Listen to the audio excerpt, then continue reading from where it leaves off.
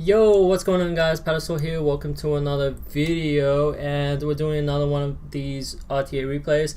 And I haven't been around lately because I did get COVID the last 2 weeks. The first few days was really bad actually because I was in bed and like I had this really bad headache and I couldn't actually do anything. And after the 3 days, I started coughing really bad, so I couldn't make any videos. Couldn't. I mean, I could, but I'll be just coughing throughout the whole video, so that wouldn't be very good. Like I decayed one day, and I think when I got COVID, I was at 1904, 1905, and that was like rank 80 at that point or something. I think we did hit G3 and get the achievement. But the thing is, we're actually down really bad. We have not been this down bad since season season 11 or something. Like the last 3 seasons we finished G3 every single time, and we were always like in G3 range. This meta is kind of different lately because Oliver got buffed the 2 patches ago. He can have infinite cycling potential, but with the latest patch they did nerf that, and they came out with a unit, Masha, which we're gonna cover later in this video in one of these replays. But yeah, a lot of like the meta now, it feels like it's a lot turn 1 heavy because Oliver is a 33 lead, and what you want to bring with Oliver is these swift units, because Oliver supports them so well because of that lead. What people do is they have 2 strippers, either Gianna plus Water Ryu. Water Ryu is also a 24 lead, so you can't just ban out the lead and outspeed because there's 2 leads. And then there's also 2 strippers, right? And they have AoE strip, and then they have the last 2 units they bring would be 2 control units, whether it be Khan or CP, and then they'll just AoE strip into control, and then infinite pushback with Oliver, and you just don't move and you just lose. So yeah, I feel like turn 1, turn 2, the past few seasons has dominated, but this season I feel like it's all about turn 1, to be honest. And I kind of had to switch up my team, because if I don't switch it up, I'm gonna be forever down in the lower part of G2. No joke. I would not even see the daylight in G3 at all, right? And the reason being is because, well, it's kind of hard for me to actually switch because, well, my Swift runes are actually down bad. I haven't updated my Swift runes. I haven't farmed giants since season 11 or something, right? So I'm actually everyone's running a 220 set in G3 now, and you need at least 1 or 2 of them. I know Big V has 230 sets. Anyways, we're gonna look at the new patch just came out a couple of days ago, and Masha got buffed. So Masha now, every time she attacks or uses one of her attacks, she gains 1 turn immunity, kind of like Ophelia S1. But Ophelia doesn't always gain immunity, because if you use the other skills, she's not going to gain immunity. So that helps with Oliver. Also, if one of her allies is pushed back, she also gets attack bar, which stacks up for her. So that's pretty good too. We're gonna watch one of these matches right here. Okay, so I have this Miles moving first, which is actually insane because this is actually a Swift third plus 206. That means total speed will be 305, right, with the 99 base. And also Miles is plus 175 on Vio, and its base speed is 105, right? So that's around 280. But the thing about Miles is, with his passive, for every buff on the board, he actually gets 5% of his base speed. So 1, 2, 3, 4, 5, 6, 7, 8. That's 8 buffs times 5. That's 40 extra speed he gets, pretty much. Or not really 40 extra speed, maybe a bit more, because the base speed is 105. But let's just say the base was 100 and just round it down. But yeah, with this, so I have to offset a shield, because let's say if I run Will on this, I'll actually get less buffs because there won't be 1 on my Masha, right? The shield set is actually 3 turns, whereas the Will is actually 1 turn. So let's say if they don't break every single shield on your side, you're actually getting 2 more turns of extra buffs. So that's pretty good too. Yeah, so because of the plus 40 speed, this puts my Miles up to plus 215, it makes it actually go first. So I can strip a unit into a Masha defense break, and this is the perfect target for Diana. And the thing about Miles is his passive, because it scales on speed, it's actually true damage. So you don't really care if you crit or not, because you're going to deal a decent amount of damage. And I feel like the best build is you just build an all speed and all tankiness. So I stripped the Diana here, and then I use Fran attack buff to boost the damage of my Masha. I go for a defense break into a Verd, but the thing is, I think he actually cuts me with the Belio passive here, and he manages to use the Wild Cure, heal it up quite a bit, and he also cuts me with the Wusa.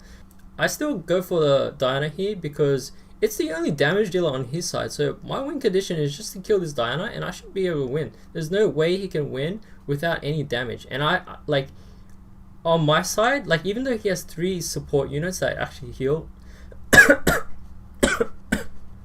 I still have the Fran on my side for sustain myself, so it's not that bad. Like, it's not like I have 0 sustain and he can just like chip me down and win. Right, so he actually transforms when my Verd has a full attack bar, so he actually gets a hit from my Verd there, which I probably think it was a bad idea because it was a risky play. Even though like the other units weren't going to follow up, the Verd does a decent amount to his HP, so I don't think he should have transformed here, and now his Diana's just dead. Yeah, so from here I'm feeling pretty confident. I killed his Diana, the only damage threat on his team. And my Miles is still alive, and he has probably no way to kill this Miles really quickly.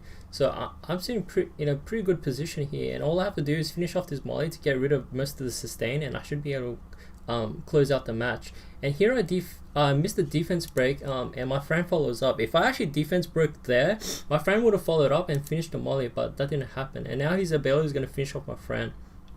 And he gets the air shield up. Also, he procced in the air shield as well, so he gets that passive healing. I'm trying to finish his Molly, and he gets a stun on my Miles. If my Miles moves next, it probably had a chance to proc and finish it off, but I didn't actually get the proc there, so it didn't matter too much. And then he gets the 2-cent sleep on my Verd, so I don't get to actually boost up my whole my unit here. And then he gets a proc. He gets a proc with the Molly, and then he ends up healing a lot. And I get the defense break there, but it lives on 1 HP, and because it procced the ability passive, now the ability is going to heal it close to full, and then it's going to take a turn, and the defense break is going to be off.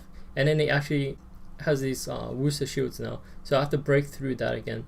So it's not actually looking too good now because of like so much close calls, like the 2-turn sleep on my Verd, the stun on my Miles, and also me missing defense break and him living on 1 HP.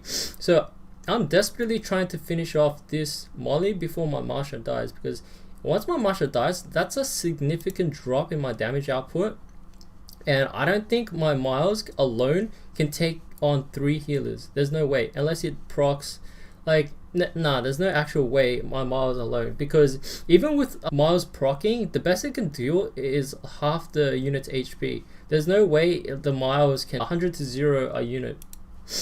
So I really need to do as much damage as I can to this Molly before my Masha dies. So I'm just going all in. Here I actually do get the proc, and that 60% HP to 0. 60 to 0 with the Miles, right? There's no way Miles can 100 to 0 someone with a proc.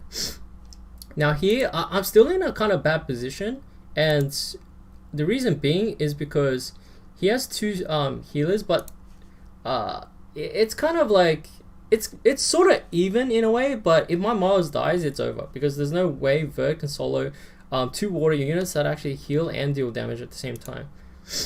Right, so I get lucky there with the double crits on the Wusa there, and it procs the ability passive.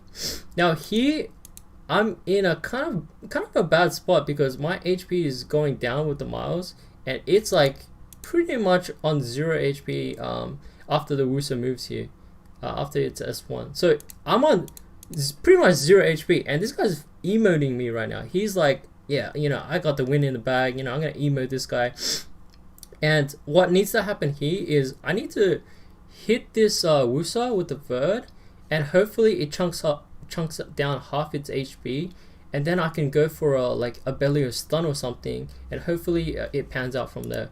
So I do hit the vert here. It's on 1 HP, so I decide to greed. The only way I win from here is to actually greed and go for the Belial. So I can S2 the Belial here, and maybe I can win, because right now the attack bars of both these units is still lower than my vert, right? So my vert actually gets another turn, and I can hit a unit with the Miles, finish off the Wuso with the vert, hopefully get crits, and then I'll still be ahead to move again with the Miles, right? So yeah, I get the big hit.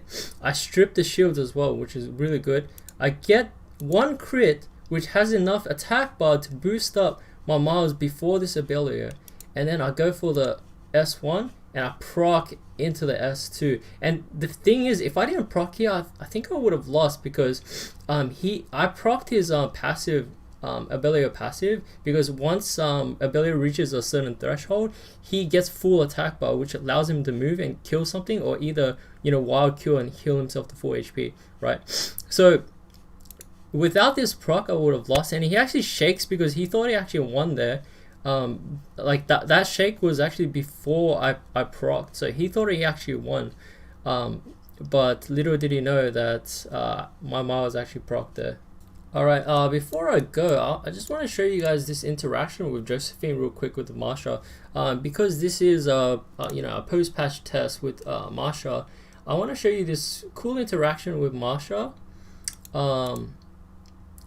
against Josephine. So Josephine actually provokes my Masha, right? Has the counter buff, and because Masha is forced to attack the Josephine, it procs the counter here, and then because Masha now has this immunity, one turn immunity every time she attacks, once Josephine counters, it's not actually going to stun my Masha, or have a chance to stun, because of that immunity, which is a really cool interaction that I just wanted to show you guys real quick.